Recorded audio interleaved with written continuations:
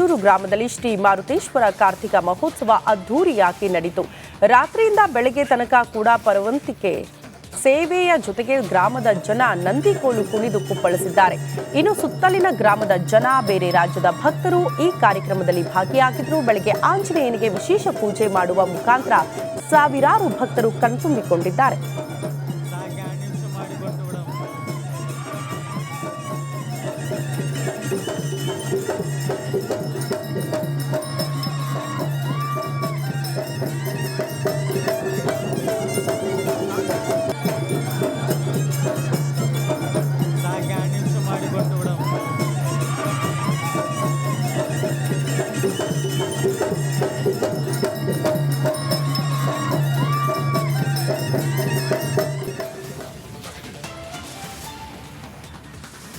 ಅದು ಕೋಟಿ ಕೋಟಿ ಖರ್ಚು ಮಾಡಿ ನಿರ್ಮಾಣ ಮಾಡಲಾಗಿದ್ದ ಬಸ್ ನಿಲ್ದಾಣ. ಆದರೆ ಅಧಿಕಾರಿಗಳ ನಿರ್ಲಕ್ಷ್ಯಕ್ಕೆ ಜನರ ಹಣ ನೀರಲ್ಲಿ ಹೋಮವಾಗ್ಬಿಟ್ಟಿದೆ.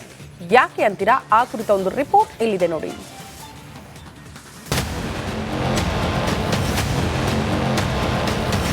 ಬಿಕೋ ಅಂತ ಇದೆ ಪೀಣ್ಯ ನಿಲ್ದಾಣ. ಬಸ್ ಕಾರ್ಯಾಚರಣೆ ಇಲ್ವೇ ಇಲ್ಲ. ಸುಸಜ್ಜಿತವಾದ ನಿಲ್ದಾಣ ಇದ್ರೂ ಇಲ್ಲದಂತೆ. ಕರೆಂಟ್ ಬಿಲ್, ನೀರಿನ ಬಿಲ್, ಭದ್ರತಾ ಸಿಬ್ಬಂದಿಗೆ ಲಕ್ಷ ಲಕ್ಷ ಹಣ ಖರ್ಚು. ಕೋಟಿ ಕೋಟಿ ವೆಚ್ಚದ ಬಸ್ ನಿಲ್ದಾಣ ಬಳಸಿಕೊಡದ ಕೆಎಸ್ಆರ್ಟಿಸಿ. ಪೀಣ್ಯ ಬಸ್ ನಿಲ್ದಾಣಕ್ಕೆ ಮರುಜೀವ ಸಿಗಲ್ವಾ? ಬಸ್ ಸ್ಟಾಪ್ ಇರೋದು ಸೇವೆಗೋ, ಕಮಿಷನ್ ದಂಧೆಗೋ?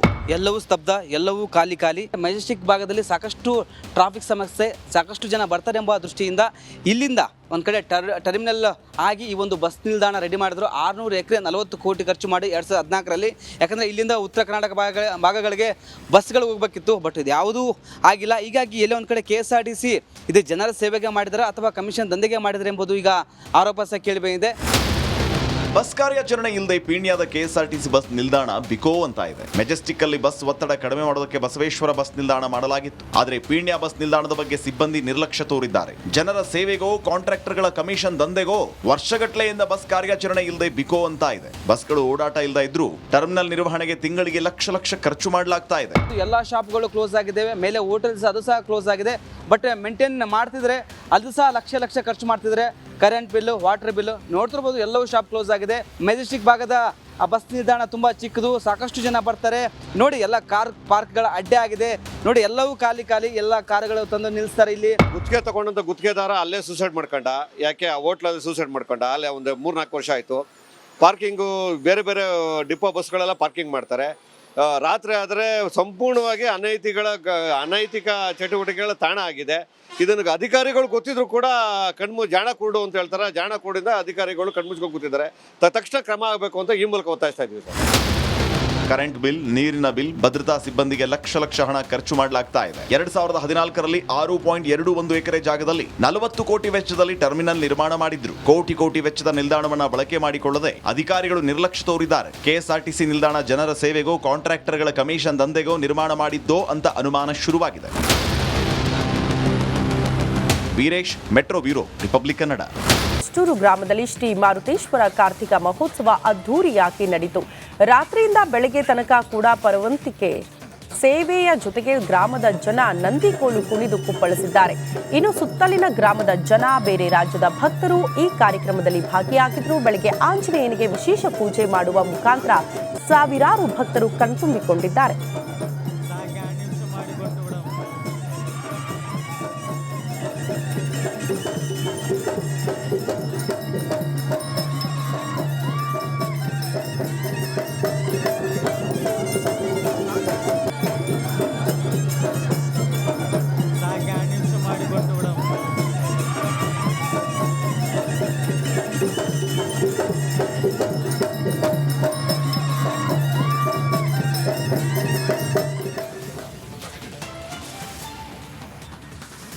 ಅದು ಕೋಟಿ ಕೋಟಿ ಖರ್ಚು ಮಾಡಿ ನಿರ್ಮಾಣ ಮಾಡಲಾಗಿದ್ದ ಬಸ್ ನಿಲ್ದಾಣ. ಆದರೆ ಅಧಿಕಾರಿಗಳ ನಿರ್ಲಕ್ಷ್ಯಕ್ಕೆ ಜನರ ಹಣ ನೀರಲ್ಲಿ ಹೋಮವಾಗ್ಬಿಟ್ಟಿದೆ.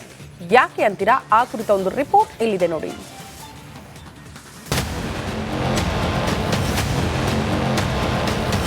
ಬಿಕೋ ಅಂತ ಇದೆ ಪೀಣ್ಯ ನಿಲ್ದಾಣ. ಬಸ್ ಕಾರ್ಯಾಚರಣೆ ಇಲ್ವೇ ಇಲ್ಲ. ಸುಸಜ್ಜಿತವಾದ ನಿಲ್ದಾಣ ಇದ್ರೂ ಇಲ್ಲದಂತೆ. ಕರೆಂಟ್ ಬಿಲ್, ನೀರಿನ ಬಿಲ್, ಭದ್ರತಾ ಸಿಬ್ಬಂದಿಗೆ ಲಕ್ಷ ಲಕ್ಷ ಹಣ ಖರ್ಚು. ಕೋಟಿ ಕೋಟಿ ವೆಚ್ಚದ ಬಸ್ ನಿಲ್ದಾಣ ಬಳಸಿಕೊಡದ ಕೆಎಸ್ಆರ್ಟಿಸಿ. ಪೀಣ್ಯ ಬಸ್ ನಿಲ್ದಾಣಕ್ಕೆ ಮರುಜೀವ ಸಿಗಲ್ವಾ? ಬಸ್ ಸ್ಟಾಪ್ ಇರೋದು ಸೇವೆಗೋ, ಕಮಿಷನ್ ದಂಧೆಗೋ? ಎಲ್ಲವೂ ಸ್ತಬ್ಧ, ಎಲ್ಲವೂ ಖಾಲಿ. ಮೆಜೆಸ್ಟಿಕ್ ಭಾಗದಲ್ಲಿ ಸಾಕಷ್ಟು ಟ್ರಾಫಿಕ್ ಸಮಸ್ಯೆ, ಸಾಕಷ್ಟು ಜನ ಬರ್ತಾರೆ ಎಂಬ ದೃಷ್ಟಿಯಿಂದ ಇಲ್ಲಿಂದ ಒಂದು ಕಡೆ ಟರ್ಮಿನಲ್ ಆಗಿ ಈ ಒಂದು ಬಸ್ ನಿಲ್ದಾಣ ರೆಡಿ ಮಾಡಿದ್ರು. 600 ಎಕರೆ 40 ಕೋಟಿ ಖರ್ಚು ಮಾಡಿ 2014ರಲ್ಲಿ. ಯಾಕಂದರೆ ಇಲ್ಲಿಂದ ಉತ್ತರ ಕರ್ನಾಟಕ ಭಾಗಗಳಿಗೆ ಬಸ್ಗಳು ಹೋಗಬೇಕಿತ್ತು, ಬಟ್ ಇದು ಯಾವುದೂ ಆಗಿಲ್ಲ. ಹೀಗಾಗಿ ಎಲ್ಲೇ ಒಂದು ಕಡೆ KSRTC ಇದು ಜನರ ಸೇವೆಗೆ ಮಾಡಿದರೆ ಅಥವಾ ಕಮಿಷನ್ ದಂಧೆಗೆ ಮಾಡಿದರೆ ಎಂಬುದು ಈಗ ಆರೋಪ ಸಹ ಕೇಳಿಬಂದಿದೆ.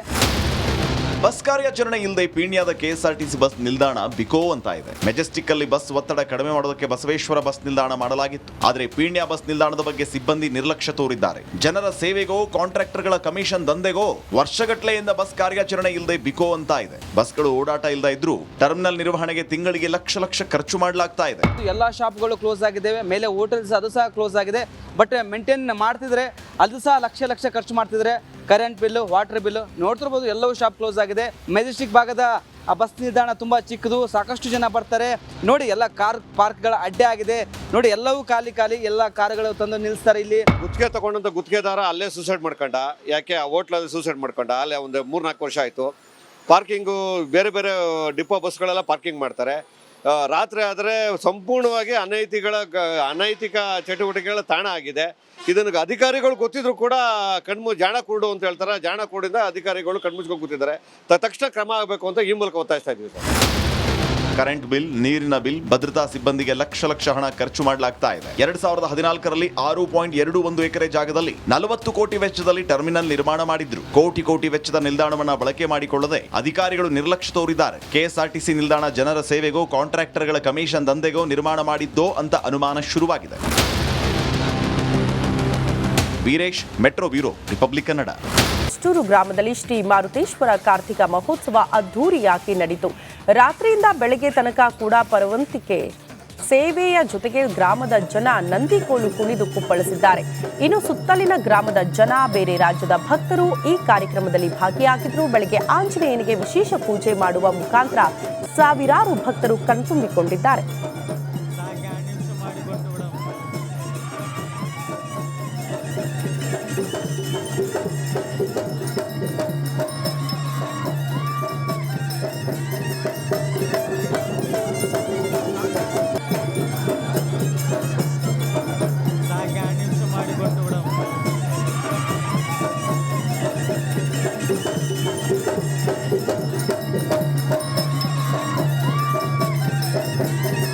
ಅಷ್ಟೂರು ಗ್ರಾಮದಲ್ಲಿ ಶ್ರೀ ಮಾರುತೇಶ್ವರ ಕಾರ್ತಿಕ ಮಹೋತ್ಸವ ಅದ್ಧೂರಿಯಾಗಿ ನಡೆಯಿತು. ರಾತ್ರಿಯಿಂದ ಬೆಳಗ್ಗೆ ತನಕ ಕೂಡ ಪರವಂತಿಕೆ ಸೇವೆಯ ಜೊತೆಗೆ ಗ್ರಾಮದ ಜನ ನಂದಿಕೋಲು ಕುಣಿದು ಕುಪ್ಪಳಿಸಿದ್ದಾರೆ. ಇನ್ನು ಸುತ್ತಲಿನ ಗ್ರಾಮದ ಜನ, ಬೇರೆ ರಾಜ್ಯದ ಭಕ್ತರು ಈ ಕಾರ್ಯಕ್ರಮದಲ್ಲಿ ಭಾಗಿಯಾಗಿದ್ರು. ಬೆಳಗ್ಗೆ ಆಂಜನೇಯನಿಗೆ ವಿಶೇಷ ಪೂಜೆ ಮಾಡುವ ಮುಖಾಂತರ ಸಾವಿರಾರು ಭಕ್ತರು ಕಣ್ತುಂಬಿಕೊಂಡಿದ್ದಾರೆ.